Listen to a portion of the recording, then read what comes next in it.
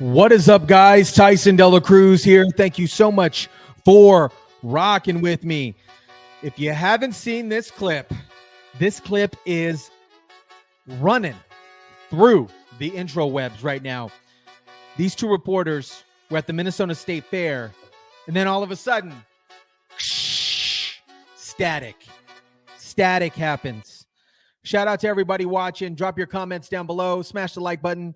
And let me know where you're watching this out of. It's really cool to see where everybody's watching the feed from. Let's jump into this clip, and we're going to dissect this clip. The governor has agreed to a debate on October 28th. You're not thrilled about that. As me, you and I both know that that's. So she's talking about Governor Tim Walz, Tampon-Teasy, and they're at the Minnesota State Fair, just to provide deeper context on the situation here. The sham. Early voting starts in less than 3 weeks. Come on.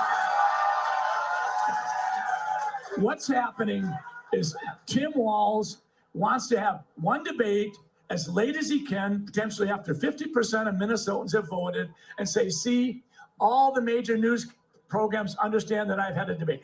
At this time, 4 years ago, Tim Walz had participated in 4 debates. He's absolutely been shutting him down. He wants to do this one debate so far into just before Halloween, and you know that he's actually using you to put out his message that I want to debate. He doesn't want. Wait a minute. So this is somebody recording the screen, but the feed.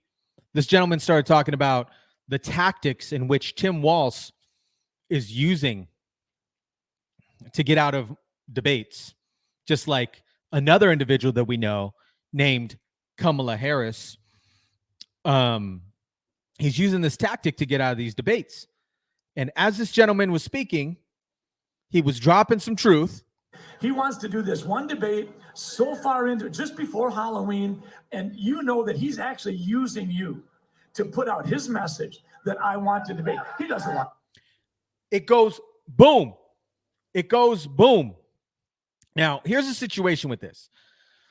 We all know they did this with RFK when RFK started talking about the DNC during his endorsement speech for Donald Trump, and they cut away. They muted his mic or they dimmed his mic, and they cut away. And then they proceeded to make fun of the way that RFK speaks. That's a whole nother thing.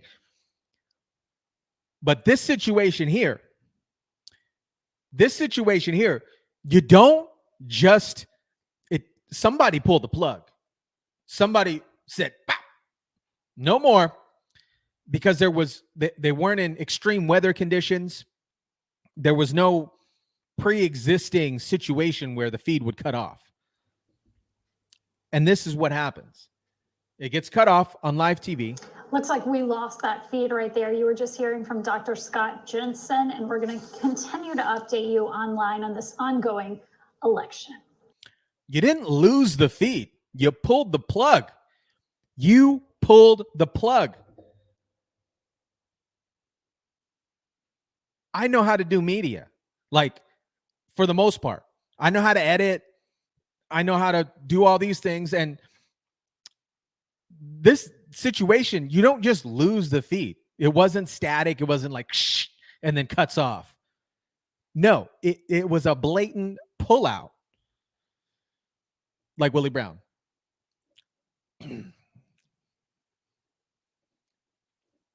Now, this is interesting, right? I bring this up because Chris Cuomo had brought this up, and I want to share it. The Democratic Party, the left, presumably, the Democratic Party is backed by a lot of money. And they have potentially, presumably, a lot of hands in areas, presumably, like media, like Hollywood, all these things to help suppress and uplift particular candidates that they want to see in power. Wouldn't you agree? Drop it in the chat. Let me know if you agree with that. This is the media propping up Kamala Harris and her campaign. When she was vice president, nobody liked her. When she ran for president, she was too left for the left, and she didn't get any votes. And then this is what the media is saying now. Journalists to get their message out. They don't anymore in this ecosystem. In the media, we're preoccupied with like how much access, how many conversations is she going to have? I don't know how much that matters. There is risk in talking to us. There's no doubt about that. What they're basically saying here is there is risk to talking to us. And this is why she continues to avoid the media. We all know how she fumbles and flubs and word salads her ways through open form conversations, unscripted conversations. And the media is promoting and saying that this is a strategy and it is okay for a candidate to do that. To me, this is absolutely trash. Whether you're a Democrat or Republican, it is important for people to know your policies and to speak actively to the media. So because the United States is run by the people. And you're interviewing for a job, and you have to speak to the public to let people know what you're offering here. And what the bias media towards the left is saying, they're saying it is okay. It's okay, Kamala Harris, to walk up the stairs with your iPad or your iPhone and your headset and avoid the media consistently. I'm going to get back to the video. Sorry about that, guys. It's risk in talking to us. There's no doubt about that. Then you hear the criticism, oh, she has to do more interviews. She has to talk about policy. Insiders you're speaking to, they're sort of like, no, absolutely not. As a campaign hack, no. I love you all, but I don't want her talking to you all right now. Remember what Elizabeth Warren did when she ran back in 2020? She had a white paper for every policy position under the sun. And what happened? She collapsed in the primary. So there's a belief that perhaps you put more ideas on paper. That's a bad idea. The more details you share, the more your policies are going to get picked apart. Harris has changed this from being a policy election and more of like a movement, a cultural movement. It's a vibes election. Right. It's a vibes election. What? That's right. Policy vibes. Policy vibes. Huh. Vibes election? It's a vibes election. This vibes election that we're all feeling right now. It already felt like a vibes election before. Most elections are vibes elections. I think. What are they talking about? I can't call the power company and be like, hello, power company? Yes. I'd like to pay my bill in vibes. Oh, you can't do that? Well, Kamala Harris ran her campaign on vibes. I can't pay my power bill on vibes? No, you can't. American people cannot pay bills off of vibes. They pay it off of policies. I think every election, frankly, is a vibes election. And I think there are really only two vibes that matter in American politics. One is hope and joy, and the other is fear and anger. This is ridiculous. Ridiculous. You don't pay your bills off of vibes. Vibes is not a policy. Vibes is not a policy. It is ridiculous that the mainstream media is consistently saying that this is a vibes election. I've never heard of this.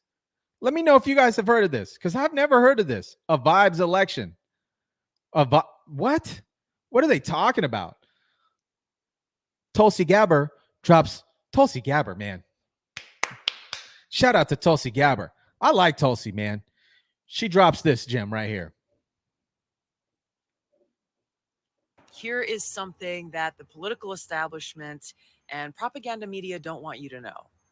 Ukraine's President Zelensky has just banned yet another political opposition party, one that questioned his legitimacy as president, and used Ukraine's Department of Justice to mandate the seizure of this party's members' assets. Now, this is just the latest of Zelensky's actions to do this sort of thing. He began banning major political opposition parties in 2022 when he also started banning TV channels that were associated with his political opponents. And he took over total control of Ukraine's largest television networks, now controlled by their government. Zelensky's presidential term ended on May 20th. He canceled elections in the name of martial law, suspending Ukraine's constitution so that he could stay in power. Now, defenders of Zelensky will say, hey, Ukraine is in the middle of a war. They can't have elections. Just stop for a moment and think, if we accept that excuse or criteria for suspending the Constitution and canceling elections, then we should presume that leaders in our own country and our own establishment media will also use this same excuse and rationale when they suspend our Constitution and our elections, since we too are at war with Russia and China. If you think this sounds crazy, look at what's already going on.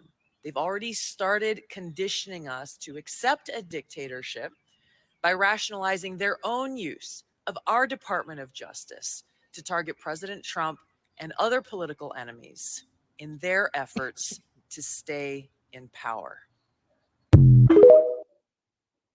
Tulsi, Gabbard, dropping the gems. Now, I want to revisit this video with Chris Cuomo at the DNC, because he definitely sheds light on all of this. Also, kind of recap this. A big theme here at the DNC is that they're going to go after corporate gouging, and they're going to go after corporations, whether it's in taxes, largesse, loopholes. The RNC, we heard the same thing. They're going after the elites, the two sets of rules. Let me reveal a reality to you that has to be spoken to here, okay? These are the soldiers. These are the men and the women that go back to their constituencies and their communities, and they fight. They take time from their jobs. They take time from their families. Republicans and Democrats alike, that's what they do. They need to charge these people up. They need to be able to get them on board. But there's another reality that is literally looking down on them. Greg, look at the ring of sweets, okay? This is not unique to Democrats. There is a game of money. When people talk about uniparty, we are strangled by the money reality in our politics. Those suites start at 500 grand. You think there's like a teacher group up in there? You think it's like the Cub Scouts of Columbia County, South Carolina, that's up in those boxes? Some of them are lobbies and good things. The media boxes, you think they're free? Why do you think I'm on the floor? News Nation is not a broke company. Nexstar is a massive organization. We are corporate media. We don't have one of those boxes because that's the game. You pay to play. Those boxes are filled with the same people that they say they're going to regulate. They are literally looking down on the faithful and being told, yeah, we're going to break down on them. We're going to make them pay their share. They paid $500, $700, $1 million, $1.5 million to have those seats. They get hotel suites that are probably gifted to the party. And the same thing is true with the Republican side. And they're going to take them down. They're going to change how it is. They are looking down from on high at the people who make the difference in their communities. And that is the reality of politics. And I had my producer walk around and show you those suites. Now, they're not all the same. They're not all the same. But the reality is, in 2000, they spent $300 million on presidential campaigns.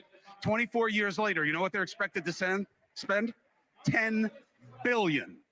Do you know how much money Harris has raised in the last couple of weeks? Hundreds of millions. And that's success. A lot of it's small donor, a lot of it isn't. The most dangerous money in politics is now legal money because of Citizens United. You've got to know this. The idea that they can fight against it is almost laughable. It's almost laughable. So look and listen when you are told these things. Because I don't care what they promise you. Not here tonight, not at the RNC, not that Trump knows them, not that they don't own them. He did one of the biggest fundraisers I've ever heard of in my life out where I live. Millions of dollars a plate. That's the reality of politics. It's chilling. It's chilling. It is chilling. We all know the Democratic Party has a lot of money. And they're pressing and saying, hey, Republicans are the billionaires. Republicans, Republican Party and its billionaire friends and all this other crap. But at the end of the day, The Democratic Party has more billionaires in their party.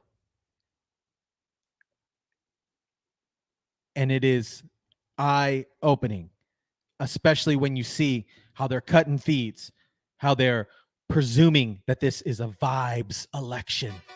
A vibes election. Whoa. Cringy. Drop your comments down below. Let me know what you guys think about this whole fiasco. Smash the like button, share, subscribe. And as always, guys, I'll catch you guys on the next one.